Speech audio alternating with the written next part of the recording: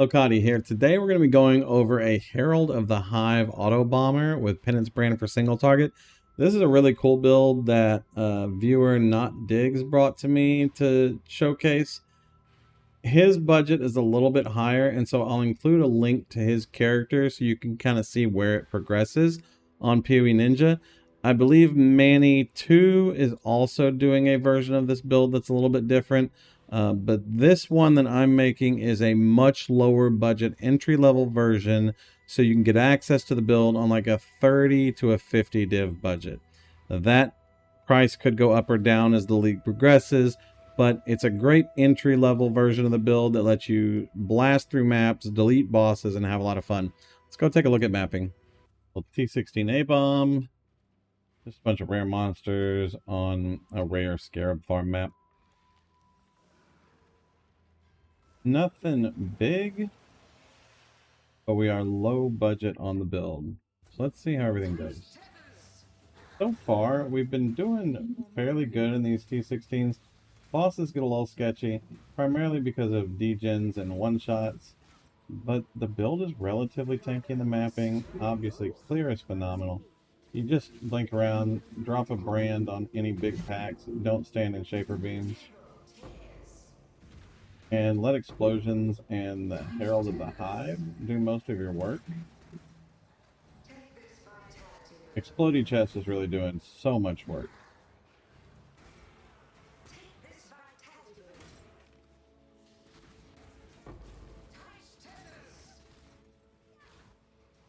Clear is solid. Valborn Shield keeps us alive very well.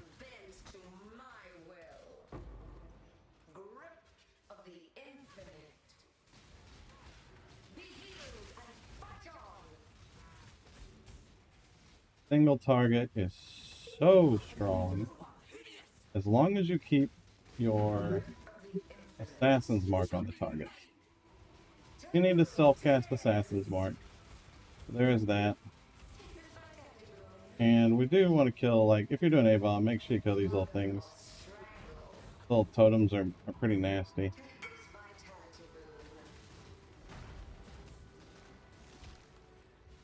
Got a bad slam there. Your Wreathed in Flame graft is also a tremendous amount of damage. So if you can stand in Radiant Ground, it is probably 30% more damage on the average. Make sure you do that. Look, clear is great, single target is great, survival is great. Build is running very well on a budget. Alright, now let's look at the POB. We're going to go over items, passive tree, and then skills. The items, we're going to talk a little bit about crafting, so it'll be a little bit longer. First things first, we're going to talk about your wand. Now, there are a million ways that you can craft wands. There are a million guides for crafting wands. You can get a fist spell wand, a lightning spell wand, it doesn't matter. However, with this league specifically, the tree is shitting out incredibly good gear. Use POB. Just go into the build guide, go to the budget you're looking at playing, select the item that you want to trade for, click find best, make sure effective health pool is down because we really don't like POB to determine our effective health pool. Hit find best, execute, and let POB do the work. This is going to generate a list, a link to a list of mods that are calculated based on its approximate value to your DPS. So it is a very brainless way of doing things. So you come in here, you set a budget for yourself. You know, if you've got 350 chaos orbs for this wand, set 350 chaos orbs. Set this weighting to like 255, something to reduce the total number of search results to less than 10,000, and then sort by sum. This wand is one of the best ones out there for your build. You click copy right here, come back over to POB, paste it in, and you can see that this one is a 0.8% upgrade over the wand that is provided in the build. Very simple, straightforward way. Now, one thing to note, you can use scepters as well, so you can check scepters. This wand had a 416 weight. If you find a scepter with a higher weight, then it's going to be a better item. This one's 361. Probably not going to be a better item. As you can see, this one is, well, this one is a little bit better. So this one is also something to take into consideration. Now, the weighting system is not perfect or ideal because it's based on the item as it's currently equipped. Whenever you unequip that item, the weightings change, and so the new item could have some small variances. So check a few and see what's best for you. And so this is a great way for you to search for the wand. This does not work for every piece of equipment slot, so don't think you can just go down the list and do it. But it's a great way to get started. Now, second thing we're going to talk about is our Foulborn Surrender. So Foulborn Surrender is a shield that we're using in order to have energy shield recovery when block. This is such a huge defensive layer for the build that it keeps you alive in most situations where there are a lot of things attacking you. Now, there will come a point in your build where you have so much damage that you no longer need defenses. You can drop this for a fizz, spell damage, spell crit, block, rare shield. But this one is great for starters, and they're dirt cheap. On our Helm, so the Archdemon Crown is a fairly simple craft. So we're going to go over the craft. Of course, it's not letting me mouse over it here. I don't know why. I'm blind. Archdemon Crown. So there is cheap ways to craft this and expensive ways to craft this. I went with a very inexpensive way to craft this because this is the early budget for the build. So now we're going to craft a budget version of the Penance brand helm. So start off buying a Archdemon Crown base, preferably at least an 84 eye level, because we need that to get the 3% crit roll. You're going to need a Shaper's Exalted Orb. This is like 50, 60C. This is like 23C. And a div's worth of Essence of Horrors. First thing you're going to want to do is just go ahead and slam into this and make it a Shaper. We're going to have to regal it. Make it a Shaper. Boom, Shaper. The next thing we're going to do is slam Essence of Horrors into it until we have Hypo. So we're looking for Essence of Horror plus Hypo. Okay. We're done. Next thing we're going to do is suffixes cannot be changed. Suffixes cannot be changed. It's going to allow us to reforge crit on this. You do need an open prefix for this. If you don't have an open prefix, you would have to annul. If you don't have an open suffix for crit, you would also have to YOLO annul that. Ideally, you're going to have one that looks like this. Open prefix, open suffix. We can't do anything with the prefixes in particular. We're just trying to dig for that crit. And so we're going to go ahead and suffixes cannot be changed so that we can't lose the two suffix modifiers we have. And then we're going to come over to our harvest bench and we're going to reforge crit. Now, the only crit mod that is available on a Shaper only helm is spell crit. So we're guaranteed to get spell crit. So we got socketed spells have 2% crit. Could have gotten 3, that's the highest. Could have gotten 1, that's the lowest. But that's a good start. Now that we're done with that, we come over here, we go to our bench, and we're going to craft AoE sockets. Now, if you wanted to go a little bit further with this, you could try to unveil on the +2 AoE. So if you wanted to spend a little bit more money, to do that, we are going to need to be on a character that can kill something. Not a naked Elementalist.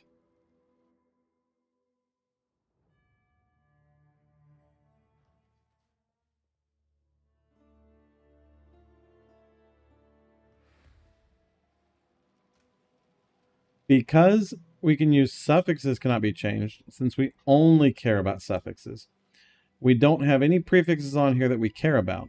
And so we can end up doing this very, very cheaply.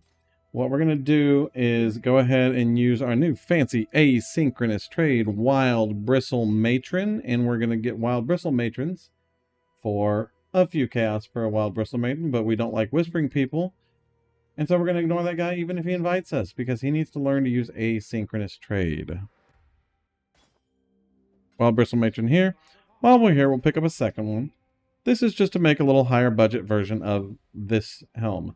There are many, many, many versions of budgets that you can make for a Penance brand helm. We're going for like a middle tier budget right now. We eat our wild bristle matrons, / feed them to the circus that is Einhar, and we're going to do meta. Now, meta will guarantee suffixes cannot be changed on here because we have prefixes filled, and that is the only available affix.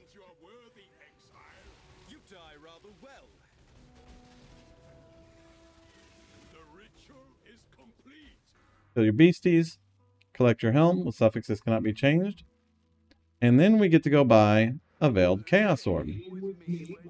Veiled Chaos Orbs are very, very cheap, unlike Veiled Exalted Orbs, which are very expensive. Now, this will re-roll the prefixes on our helm. This is a gamba, because you could get to a point here where it fills prefixes. And if you don't get the one you want, then you're in a bad situation. But we're going to go ahead and gamba. I did not fill prefixes, although it did re-roll increased armor and energy shield, which is phenomenal. Now, we are going to block. And so we're going to block a hybrid life evasion energy shield mod on here, so that when we unveil it, we have a greater chance of AoE. We did not get AoE.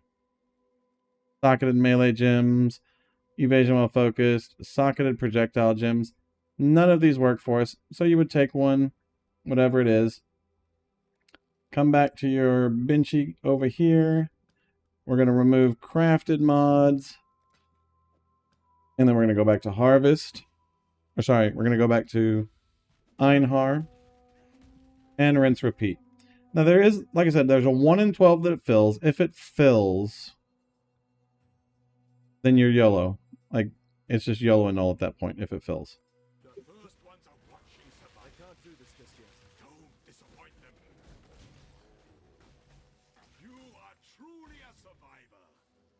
We take this. We have a second Veiled Chaos Orb. We're going to veil it again. Goodbye, good armor and ES. I'm going to miss you. And we got completely empty, which is fine. We're going to come back over here again.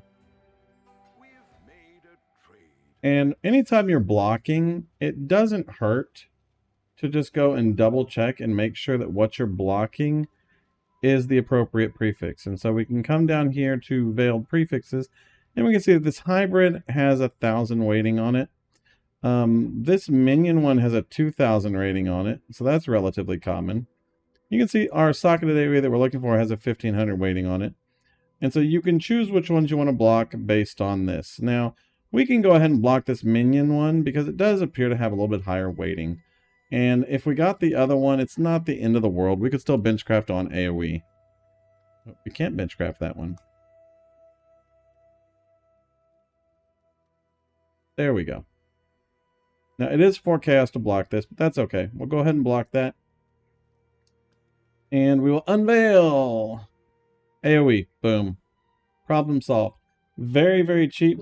We have 1 link, 2 link, 3 links, 4 links, and then 4 sockets. So very, very budget. 8 link helm. We can come over here into our crafting bench and choose whatever we want to craft on it. In the case of this guy, I think we're probably just going to craft armor and energy shield. High armor and energy shield is very important for us on this build because that is one of our primary defenses. So we'll go ahead and craft that. You could also craft max life on here if you want to max life instead. In fact, I think we'll just go max life. That's probably better. Boom. Great helm. Don't know what these are priced at right now, but we can probably see that they are not going to be cheap. 24 to 30 div, depending on everything else on the helm. And then we crafted that for a handful. On to the next item. Next, we'll talk about crafting on the Sacred Chainmail. Crafting basic version of this chest is really simple. Just harvest Reforged Fizz. Look for Explodey.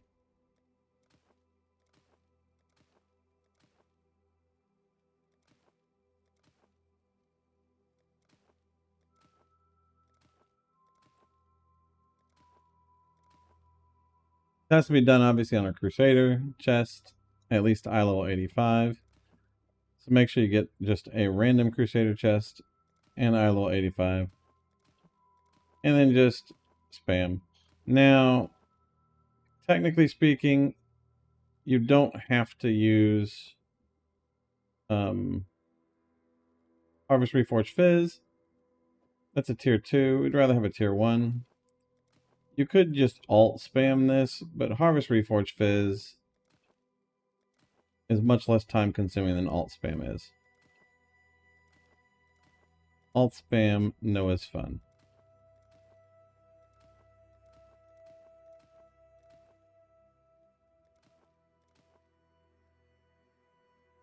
T2 again, but a max roll. These chests are cheap enough.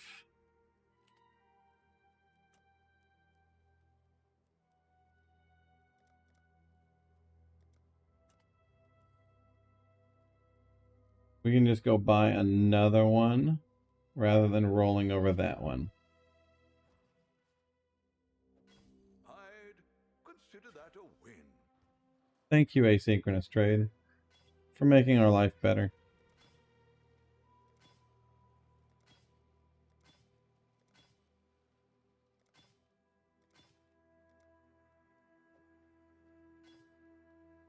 I would say on average, you're going to need, depending on the tier you're looking for, a div worth of dust. This will be yellow light force. All in order. I'll let you know. 2 to 3 divs for an Awakener's Orb, depending on what they cost. And then 1 div for your Redeemer's Orb and your bases.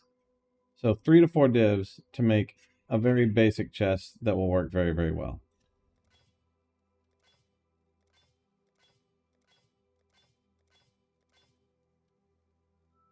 Another T2 Explodey. We've already got a T2 Explodey.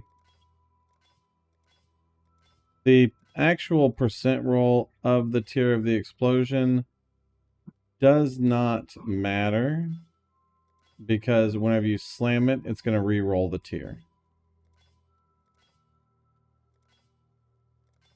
So it doesn't matter if it's an 11% or a 20%.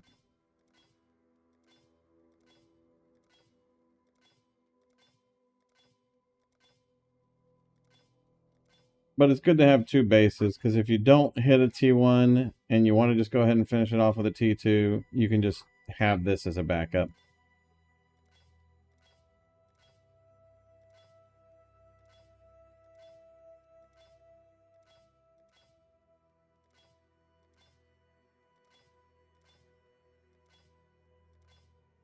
I don't know what the actual numbers are on this, but we can take a look at that.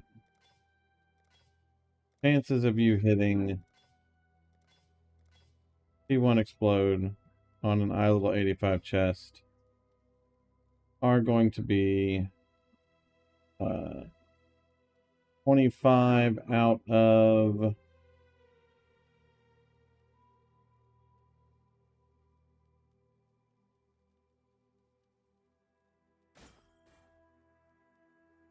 1125 plus 4,000 plus, so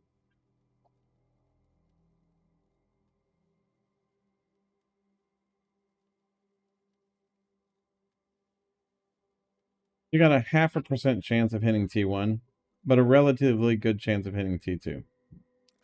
So I'd say when making the budget version of it, I would probably just stick to T2. But we'll spend a little bit and see if we hit it here.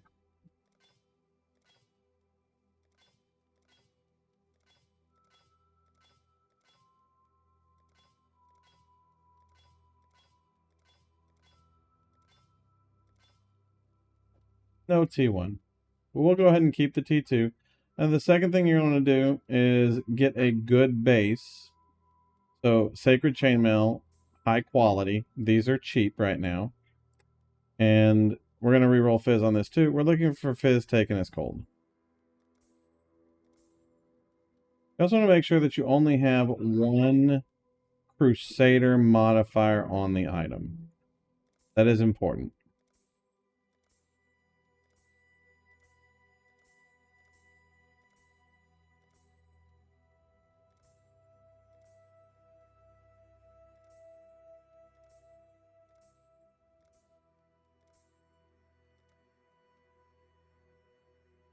Ah, And we're over here buying more juice.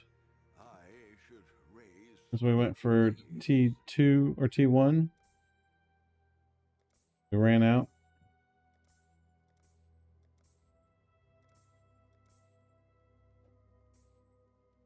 It helps if you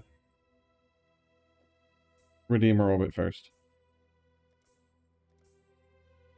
It has to be a Redeemer. And then Fizz taken as cold. There you go. Fizz taken as cold. That's a T2. Again, we can go look at the weighting on this. Redeemer, Fizz taken as cold. T1 and T2 have the same weighting. We might as well roll for a T1 on here. It is not particularly heavily weighted towards a specific tier. Again, depending on your budget, you could stick with just a T2.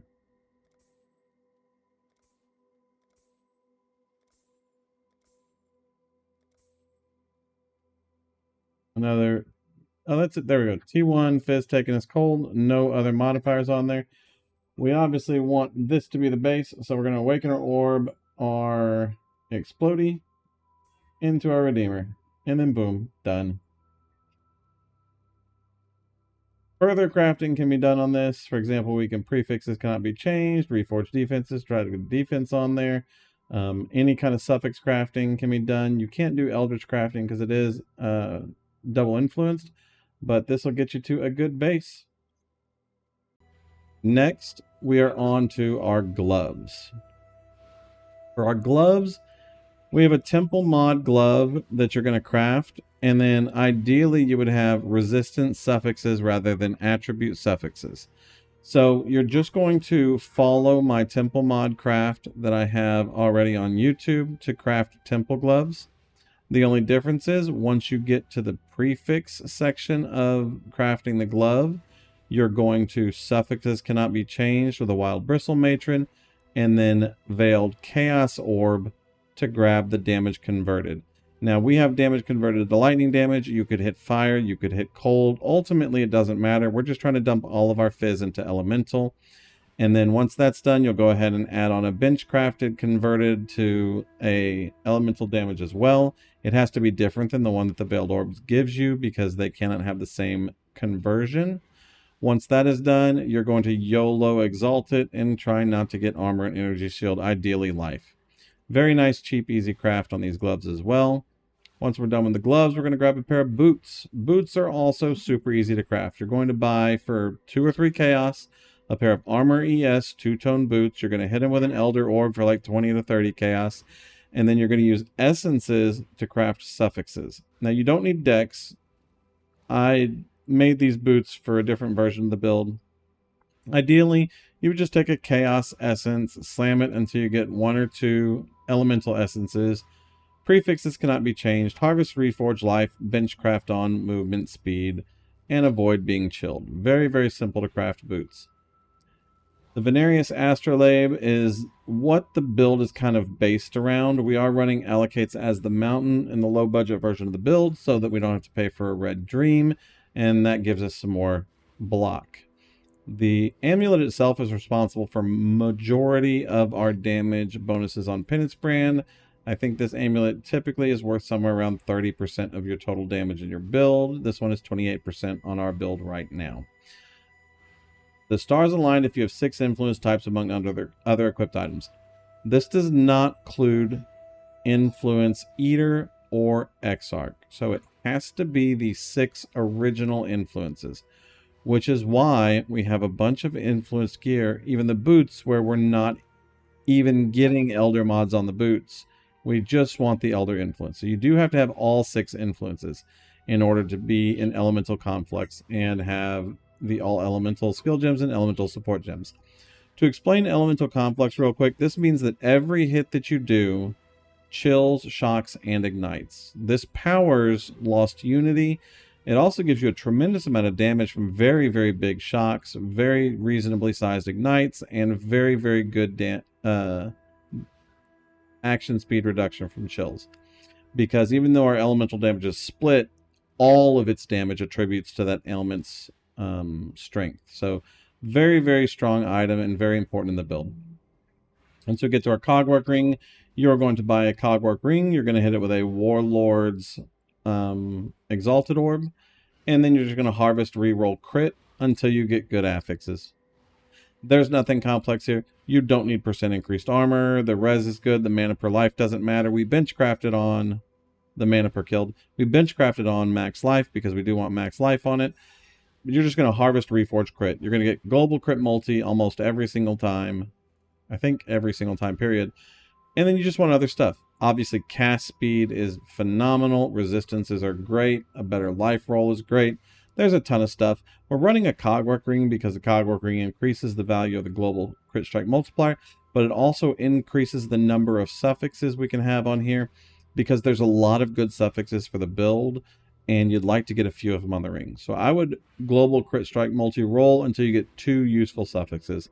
Resistances and cast speed the most important, and then benchcraft on max life. If prefixes are full, YOLO and Null is really your only option here to open up prefixes for life. The Lost Unity ring is one of the focal points of the build. Herald of the Hive is a skill that does a tremendous amount of things. Most importantly, Herald of the Hive gives us 3% more damage per Herald skill affecting us. And we'll talk about how good that is a little bit later. It also pulses out a lot of damage around us based on ailments that we are inflicting. And so that is physical damage, fire damage, cold damage, lightning damage, and chaos damage as a huge pulse based on our AoE around us, which is predominantly most of our clear. Herald of the Hive and Explosions work together to do the majority of our clear as we're going through mapping, with Penance brand primarily there for single target. Our Stygian Vice, this one is a fairly simple craft, but it is very RNG, and so you'll probably be making Stygian Vices and selling failed Stygian Vices. To make this belt is very simple. You buy a Stygian Vice, you essence roll it until you have 2 resistances on the back. Suffixes cannot be changed, harvest reforge for life, and then you YOLO exalt a Hunter Orb into it, and you're hoping for life. And if you miss the life on that first Stygian Vice, you either keep it or you sell it and you buy a new one and you start over again. The only way that you're going to really successfully make this on any sort of budget is with YOLO the Hunter Orb onto the belt to get the increased max life. If you don't get it, you are still a perfectly functioning belt here and you can work very well, but it is nice to have the increased max life on it. But we absolutely do need it to be a Hunter belt anyway to fill our 6 influences that we need on the build. Now our Murder Sigil here, I don't know why it's not letting me mouse over any of this stuff. Our Enthralling Sight Murder Sigil here. This is kind of fill in the blanks on your build. I've got just a generic one in here. It has crit multi on it, evasion, max life, damage with claw attacks, strength and dex. Before we added in the Militant Faith that we'll talk about, lies and manipulations. It's not a Militant Faith, it's an Elegant Hubris. Before we added in the Elegant Hubris that we're going to talk about later, we needed stats. We no longer need stats, and so you can go through your tried and true, find best, calculate, execute, and buy the best, highest DPS Murder Sigil that you can get access to, and you can force it to have maximum life if maximum life is what you want in that search as well. So utilize that search for this jewel right here. For Flasks, we are running a Diamond Flask, a Cinder Swallow, a Rummies, an Edziri's Promise, and a Quicksilver Flask. The Quicksilver Flask we're using for move speed, very good quality of life. Also, damage from hits, leached as life during effect, gives you some more passive recovery. If you're not hitting something, you're not generating any leech or any recovery, and gives you a little bit of protection. You can also run Regenerate Life instead if you don't want to take the damage from hits, leeches life. That is a good alternative enchant on that as well. Our Diamond Flask is charges when crit strike, very straightforward. Our Cinder Swallow is going to be enemies ignited have malediction, and enemies ignited take increased damage. If you can also get recover 2% life when you kill an enemy, that's phenomenal. but these get expensive when you have all 3 perfect mods, so make sure you get the first 2. Rumbies, we just want block chance and spell block chance, and then at Zeres, we want 8% of elemental damage as extra chaos damage during effect. The extra 2% of chaos damage leeches life, just gives us that extra little bit of leech, extra little bit of recovery, which is very nice. And then we don't have any physical damage as extra chaos damage normally, but because of the way conversions work, this double dips. And so that's a very, very good flask for you to have.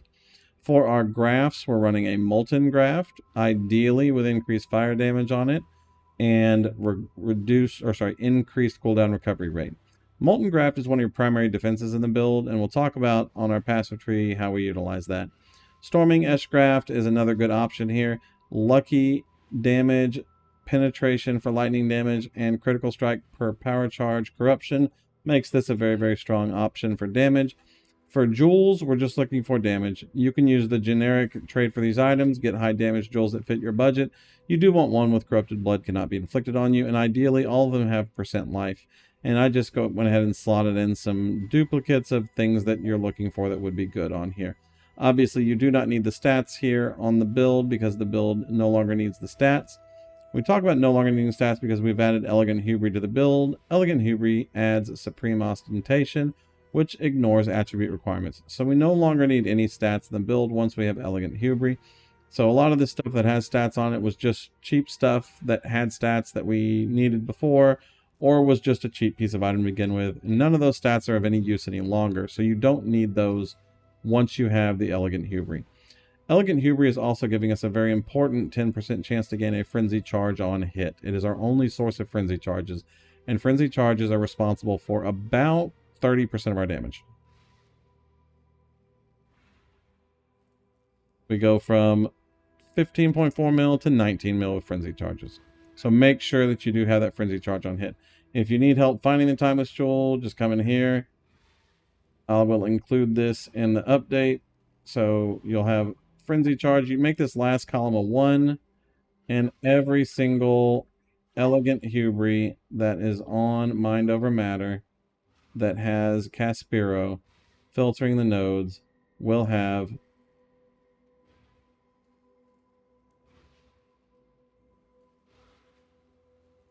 Frenzy Charge on hit. And there's like 100 of them. I paid 30 cast for mine. You're probably going to pay 30 to 50 cast for yours. It's fairly straightforward. It dumps it onto this Arcanist domain. So when you have the spreadsheet, all you'll do is click find, search, and copy all this list, and then go and dump it and trade and buy one of these. Very straightforward. The rest of our items, we talk about the medium clusters. Medium clusters are Empowered Envoy and Endbringer. Because we're running 6 Heralds now, Endbringer is better than the old one, Purposeful Harbinger. Because Purposeful Harbinger caps at 40% total global increased damage.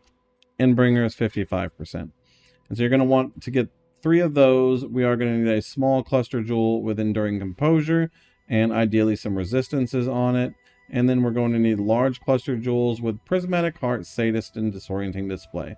This is not the best cluster jewel. A Fizz cluster jewel with Force Multiplier, Iron Breaker, and Master the Fundamentals would be better, but these are much, much cheaper by the tune of about 1/3 the price cost. So get these, they will suffice, then you can switch over to Fizz ones once you're in a higher version of the budget on the build.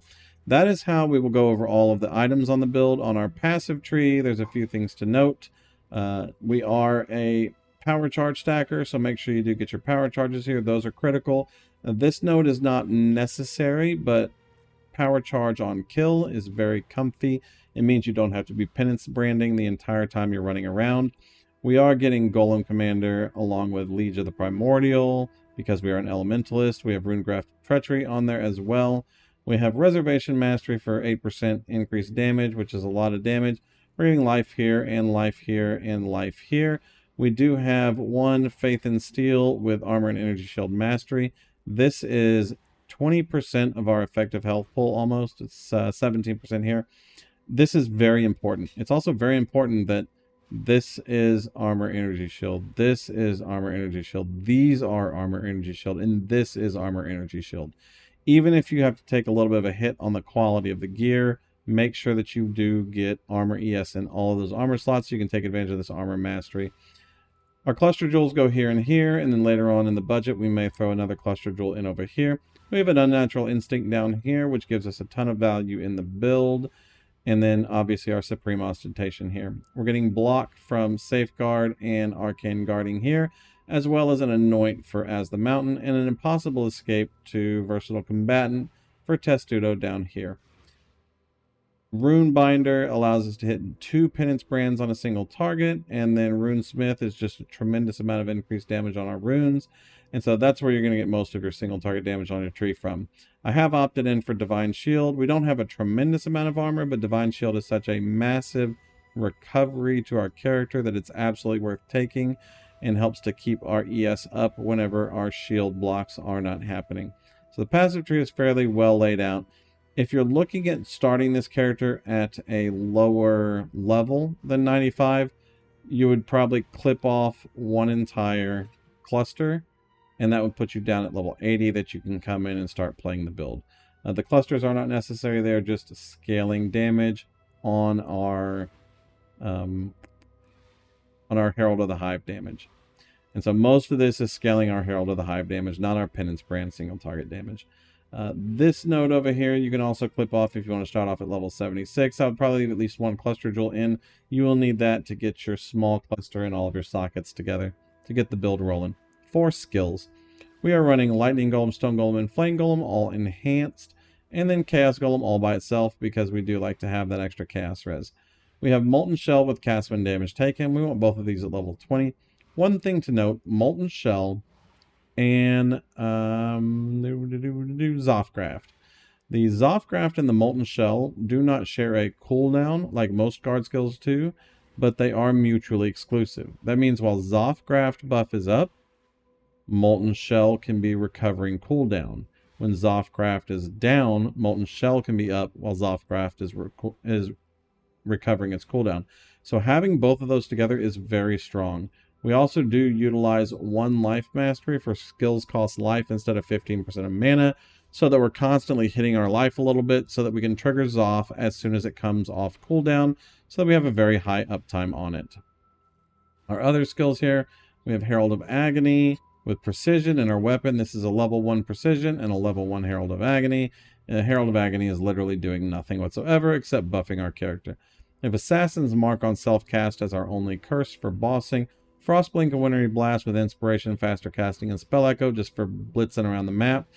If you have 2 other skill gems that you would like to include in the build, you can drop Inspiration and Spell Echo. You'll be able to cast Frostblink and Wintry Blast and Faster Casting without the need for the lower mana if you're not using Spell Echo for the increased cast speed. In our body armor, we have Herald of Ice, Thunder, Purity, and Ash, all bound to Enlighten and Tempest Shield. One thing to note, the qualities on the Heralds are not critical on the build, but the increased level is a pretty significant increase to our damage overall, so do the increased levels. Quality is not terribly important. On Tempest Shield, you can get some extra shocks in. You don't even need quality on Tempest Shield. You also don't need quality on Enlighten, so just get high level gems right here. In our helmet, we are linking Penance Brand of Dissipation to Elemental Pen, increased critical damage, and Power Charge on crit. Power Charge on crit and increased crit damage, these are probably never going to be changed. Power Charge on crit is the only way we generate crits on bosses, and increased critical damage is likely the best socket for Penance Brand at all points of its gearing. However, Elemental Penetration will vary depending on your character. And so if you have Penance Brand selected up here, when you click in an empty support gem slot, it's going to calculate the best one. And so you can see Arcane Surge is the next best support gem. Conk effect below that, Awaken Fire effect below that. And so, for example, if you did not want to run Elemental Pen anymore, it's worth 6.6 versus 7.4. You would physically do more damage with Conk effect than you would with Elemental Pen with your Penance Brand of Dissipation. So you can adjust that 4th link on there as much as you want. There's a chance that crit damage could possibly fall off, but it's highly unlikely. For Penance Brand, if you can get a level 21, that is best, but they are spendy. Elemental Penetration, 21 would be good. Crit damage, you want a 23 quality. Power Charge on crit, it doesn't really matter. Just get a 20/20 on that one. And that's all of the skills that we have on our character here. The Herald, we did not cover the damage that Herald does, and it's not included in the POB because POB does not have Herald of the Hive supported yet in POB. We don't know how much damage it does. Based on just mathing and testing, it's about 25% of your damage. So if your Penance brand is doing 20 million DPS, your Herald of the Hive is probably doing about 5 million DPS. That means it is helpful for you to be standing near the boss to kill them, but it is only a small portion of your damage if you do need to position yourself at a point where you do not die. Some notes on the build: it's gigafast. It blasts everything. It's a great mapper. It is not ultra tanky, but it's not tanky. And so you'll only die to really juicy map mods. And as you gear the character out and you get stronger in it, he will get tankier by virtue of everything immediately deleting off the screen and you not having to worry about everything. But you will need to do some mechanics with the build and avoid major boss mechanics, or just kill them before they get to do those mechanics. If you have any questions over anything, come by Twitch. I'm happy to answer them. You can also drop a comment down below. Thank y'all very much for watching. Y'all have a wonderful day. Peace.